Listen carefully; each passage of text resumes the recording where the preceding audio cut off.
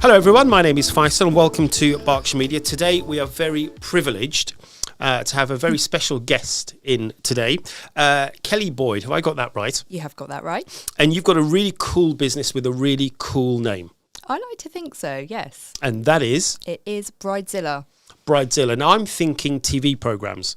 It is actually a TV programme. I think it's an American TV programme called Bridezilla. I've seen that before. It's quite a scary name, isn't it? It is. And I think it's a name that people do associate with scary people or scary brides. But, you know, my philosophy around that wording and that name was more because I target more brides that I would say are more particular. So we like the ones that are just a little bit more kind of, you know, expect the best, want the best, not necessarily horrible brides at all. We don't want bridezillas. Horrible brides? We don't want those. God. No, we just want people that, you know, brides that are very particular about what they want. They want the best for their wedding day, and that's what we deliver. Brilliant. Well, look, let's go back to the beginning then. So tell us about yourself, Kellie, and how did you get to Bridezilla? How did I get to Bridezilla? Well, I've been hairdressing since I left school. So as soon as I was 16, I decided I didn't want to be at school anymore, and I went into a hair salon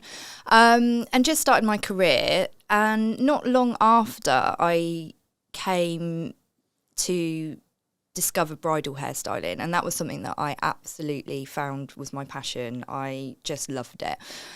So my boss at the time started to just say, do you know, come and do some weddings with us, assist, you know, just pass up grips, all that kind of stuff.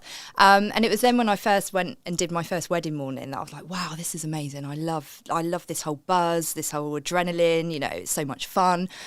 So I decided that's the kind of route I wanted to go down and specialise in more. But obviously, you know, over the years, I did all aspects of hairdressing. So Bridezilla really came about probably only about 15 years ago, and it started really as just a Facebook page. I mean, it wasn't a separate business. It was just more like my idea of a little side hustle on top of what I was doing already. And I thought, if I just have a separate page just for weddings, and I can, you know, post all my pictures and things on there. And it just kind of went from there. So it was just a tongue-in-cheek name, I suppose, for a Facebook page. I'm like, well, what can I call my Facebook page? And I don't know, I'm just going to call it Bridezilla. It's quite memorable, though, isn't it? I mean, people remember that. Yeah, and I think that's the thing. It's one of those names that as the brand grew and became more, you know, my local area, and people were recommending, oh, Bridezilla, Bridezilla, the name just stuck. And I think it's just one that people remember. I find that there's a lot of hair and makeup artists out there, which, you know, no disrespect to them, but you know, they just use their name, and sometimes in especially the way things are going now, those names can kind of get lost, whereas I feel like Bridezilla does stand out. Well, it's a brand. I mean, you're turning this into a brand, aren't you? Exactly. Yeah. And it's, you know, it's growing. I think I had a little wobble in lockdown when obviously I had nothing else to do and lots of time to think about things and the brand, and I thought, you know, is this the time to like maybe completely rebrand and change the name and change everything? And I put a little poll out, you know, to all my followers and just kind of get people's opinions, and everyone was like, do not change that name, you know, we love that name. And you know, clients have come to me and said, oh, I was searching bridal hair and makeup artists, your name popped up, and straight away I was like, I want to go with them, you know, they sound like fun. So I think the name is definitely here to stay. That's for sure. And I think when you think of Bridezilla, then you're I'm just going to take a stab in the dark here. So you support weddings, clearly. Absolutely. And what can we expect in terms of support? What do you do? So we do, I mean, we have hair and makeup artists. I mean, I'm not a makeup artist. It's something I wish I'd kind of gone down that route, but not anymore. So we supply hair and makeup services for weddings and special occasions. You know, we do proms and things like that, but it's mainly weddings that we do. And our role is to, you know, in the morning of the wedding, well, right from the initial inquiry, I mean, we're there to support our brides through their whole wedding journey, from, you know, all ongoing support, lots of help, tips, kind of like their bridesmaids that they didn't know they had. You know, we're there to kind of just guide them through the whole process. Obviously, they've never done this before. We've done weddings thousands of times, so we kind of know how the process works. So we're here to kind of guide them through every step of the way, and, you know, be their support system, especially on the wedding morning itself. So do they sort of come up with an idea and say, I want to look like this, or do you say, this is what I think would be better? Yes. I mean, Pinterest these days has a lot to answer for. I feel that sometimes brides have maybe unrealistic expectations. Obviously, they're drawing all these Pinterest pictures, and we do encourage people to, you know, brides to come in when they have their trial to show us what their inspiration pictures are, and then we will go from there. So if you know, someone's hair we just know isn't going to do that style, it's not suitable, we will tell them. But equally, if they've got an idea in their head of this wedding hair of their dreams, we will do everything we can to create that. So whether that's adding in hair extensions, you know, adding in some colour, you know, just really trying to get as close as we can to their goals. Wow. And do you sort of appeal to all ages, do you think, and all types of brides, or do you sort of tend to feel there's a particular type of mindset when it comes to brides that you'd appeal to? I feel that we definitely, I would say our age bracket that we tend to attract is brides that are kind of late 20s through to sort of late 30s, you know, early 40s as well. Brides that kind of have a really good understanding and clear knowledge of what they want, what kind of look they want to achieve. And also brides that are, like I say, quite particular because, you know, we specialise in a niche, which is Hollywood glamour waves and more sleek luxe bridal buns. So we're not a jack of all trades. So, you know, we do have particular brides that may have more boho style weddings. That's not something that we do. So we have really niched down. So we only attract the brides that want particular styles. And these brides tend to be getting married at more luxury venues, right. Okay. That kind of thing. Oh, okay. Yeah, I can visualize what probably works and what wouldn't work for you. And have you had that before, where someone says, "I do want one of these, let's say, cowboy style type marriages, which I want you to prepare for," and you'll say, "Well, sadly." Yeah, I mean, it's one of those things. You never want to be in the position, especially earlier on when you're starting your brand, to be turning away business. So, you know, quite a few years ago, I'd take on everything and Sure. I'd do everything and I'd do all styles. But over the years, I feel like you can't be good at everything. You excel in certain areas, and the styles that I tend to enjoy, and I find are more classic styles. There's the type of styles that aren't going to age, you know, the classic Hollywood waves, sleek bridal buns, but we tend to just put more of a modern twist on these classic versions, so that hopefully, you know, brides in years to come, when they look back on the wedding photos, they're not going to think, why did I have that hairstyle? You know, that was just in at the time. Sure. So we tend to go down the more kind of classic bridal route, definitely. Fantastic. And what would you do? You'd rock up in the morning, I suppose. I mean, after a couple of meetings beforehand, I guess? Absolutely, yeah. So from the initial inquiry, we have lots of consultations, and I tend to find that most brides will book with us a year, sometimes 2 years in advance. So we have that. Wow. Yeah, it's you know, quite a long process. It's not just about rocking up on the wedding morning, doing someone's hair, see you later. You know, we have that constant connection with them, often for a good year. So we will get them in, we will chat to them, we will do our previews or trials. We like to call them previews because they can just get an insight into, you know, we can try out different styles, different looks. And then we supply them, you know, we keep in touch. We have newsletters going out. We give them tips and tricks on what's upcoming, what's trending, what things they might like to try. So we have that constant communication with them for a good year before the actual wedding. Fabulous, fabulous. And if I were to ask you, you know, what is the most glamorous setup that you've done? What would that look like? I think the most glamorous setup that I've been to is actually a client of mine she contacted me through lockdown. She found me on Instagram, and she's actually based in Chicago, and she was getting married over here. And, you know, we all know Americans love English heritage. So she just wanted to get married in a real kind of amazing estate. So she got married at a place called Cliveden House, which is in Windsor. Yes. It was the first time I'd ever been there. And the minute I pulled up, I was like, wow, this is something else. You know, this is where all the celebs get married. I think it was the bridal suite was where Meghan Markle got ready. You know? Really? And I actually got lost in that bridal suite coming out of the toilet. It was so big, you know, I had to find my way around. And that was when I thought, wow, this is what, you know, real luxury wedding venues and, you know, luxury brides are. And this is where I want to kind of, I want to be doing more of these. Wow. Definitely. And what did you do?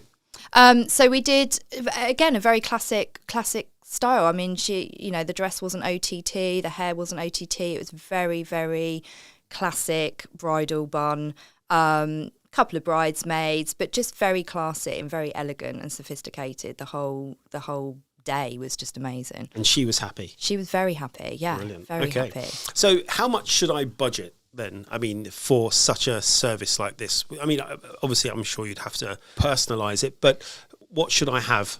Yeah, ready? I mean, we try to... So in my business, I have packages. I don't have set prices as such. So we have 3 packages. So we have the classic Hollywood, we have the red carpet, and we also have the Golden Globe. So it just depends on It's very American, isn't it? Well, yeah. I mean, because I kind of obviously specialise in this Hollywood glamour and things, that's why I've kind of named my Sure. packages. So we do have 3 packages that would suit, I would say, most people's budgets. So it just depends on what it is you want. So you're going to be looking at, say, for bridal hair and makeup, an investment anywhere between £350 for just the bride, anywhere up to £1,000. And then you have obviously other members of the bridal party as well, which we would add on for that. So depending, I mean, I would say, numbers are getting bigger for bridal party members. I think, it used to just be the classic bride, 2 bridesmaids or 3 bridesmaids. Now it's bride, 8 bridesmaids, mother of the bride, mother of the groom. God. There seem to be more adding on. So we can make and put together a bespoke package for everybody's individual needs, really. And do you find men will make inquiries as well on behalf of or even as a gift? Occasionally. I've had a couple of guys that have kind of taken the role of organising the wedding. I mean, I personally wouldn't want my husband to be organising the wedding. My wife would take offence, I think, if I even offered an idea. Yeah, but occasionally it happens, not very often. Is that a market you'd be interested in, do you think, for men to sort of say, reach out to us, we can help if you're really lost? Yeah, I mean, of course, if they want advice and they're looking to do something to surprise their, wife to be, then yeah, we'll always be here to offer them some advice and support, definitely. Okay, so let's talk about stories then.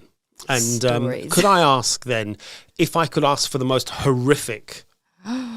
Wow. I'm sure you don't make mistakes. I'm sure you don't. However, the most horrific. Wow. I think, do you know what? I was actually, again, thinking in lockdown, this is a job for my retirement to write a book on I can imagine. Stories. Because, I mean, I've had so many stories because I've been doing it 20 odd years. But I wouldn't say I've ever had anything horrific. There's been some really unfortunate instances with brides on wedding mornings where one in particular was just, I felt terrible for the bride. As she stepped outside, she was just about to get into the car to head to the venue, and it was an October wedding. A little bit of a blustery day, and she was stood on the grass, and the photographer was taking some pictures, and this big gust of wind came across the front of her dress, blew a load of leaves, and unfortunately one of the leaves had some dog poo, straight across the front of the dress. So it's not nice. It's not good. It's not good. There's lots of different, unfortunately, scenarios. I've had a bridesmaid that's gone in to get herself ready where the dress was hanging up, decided to put fake tan on her legs and got that over the back of the dress about half an hour before she was due to walk down the aisle. So, there's lots of other roles I find myself doing on wedding mornings I can imagine. Aren't always, in our job description, but, we're there to help. Wow. Well, I mean, I'm sure there'll be a lot more stories, and maybe when you come back to more programs. So how about you? I mean, what are your hobbies? What do you do when you're not doing this? When I'm not doing this, I feel like everyone in my family thinks I just live and breathe my job. I do have 2 children, 2 teenagers, so they can be quite challenging at times. So yeah, I enjoy just normal stuff. I love travelling, so I do live for my holidays. I do love to go away. Favourite country? Oh, so many. Australia. I think Australia. Really? Yeah, I love Australia. I almost moved there when I was younger, and then I just didn't quite have the courage to leave everyone behind. But Australia is definitely a place that I just love. Okay. Yeah. Anywhere else? I was actually born in America. I was born in New Jersey. That's why everything's American. Maybe. I don't know. I think so. Do you think? I think so. Maybe like subconsciously. I think so. Yeah, maybe part of me. So you're born in America? I was born in New Jersey, just outside New York. Yeah. Fantastic. So, I've obviously been over there a few times. It's never been somewhere that I've wanted to kind of root down and live. But, yeah, certainly Fantastic. a lot of nice places in America to visit. Right, hobbies other than travel. You know, when you are on a weekend. On a weekend, I'm not really very sporty. I know it's bad, but I hate exercise. So I wouldn't say my hobbies are going to the gym or anything like that.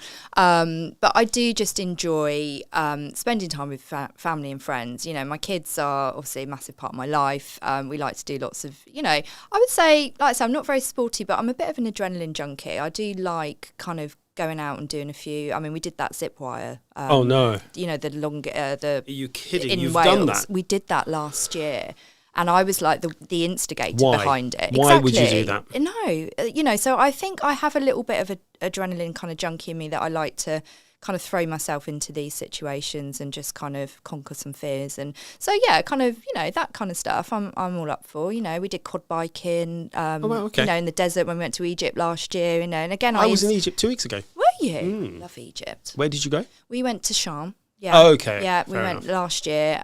So yeah, and again, that was me instigating. Come on, let's go quad biking. You know, so yeah, I would say those kind of hobbies I enjoy doing, definitely. Wow, fantastic. Okay, how about some controversy? Shall I think of a controversial question to ask you and see Okay. how you get on?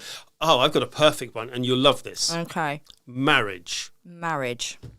Is it outdated, do you think? Given the business that you run? Because some No. people will say, I have a don't- different view. Yeah, I mean, everyone's got their own views. Weddings and marriages, I think, in honesty, I think sometimes some people can get lost in the moment and not actually think about what they're actually, you know, doing. So sometimes weddings can be they can just go off on a tangent, get so extravagant and not actually, you know, the meaning behind it. And I'm actually personally in favour of these small weddings. I found like after lockdown, you know, people are just having these little more intimate Sure. kind of, you know, weddings. One of my best friends is getting married later on this year in Greece, and she's invited 5 friends. Her husband-to-be's invited 5 friends, and we're just all going to go out there and have a little bit of holiday and just a nice little wedding at the same time because they just want to have it more intimate. And I think, you know, there's something special about that, definitely. I think there was 14 people at our wedding, Yeah. and 4 of them was me, my wife, and 2 children. Yeah, exactly. So it's quite small. It's quite nice, yeah. And we were at a great place, and I can't remember the name now. It was a dairy farm originally. Hartwell House. Oh, okay. That's what it was called. Lovely place.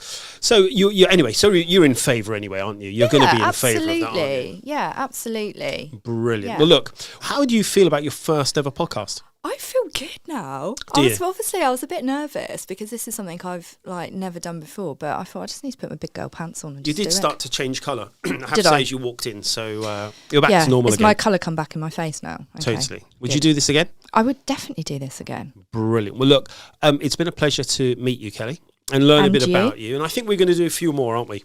Definitely. Yeah, I'm excited to kind of see where this goes. So if we were going to do more programmes, what would you like to talk about?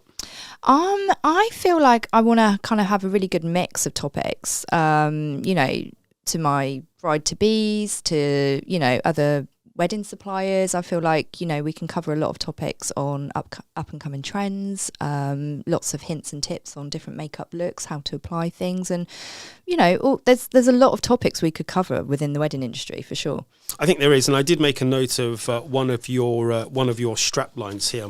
Beauty meets empowerment. So to close, tell us, what is it about beauty meets empowerment?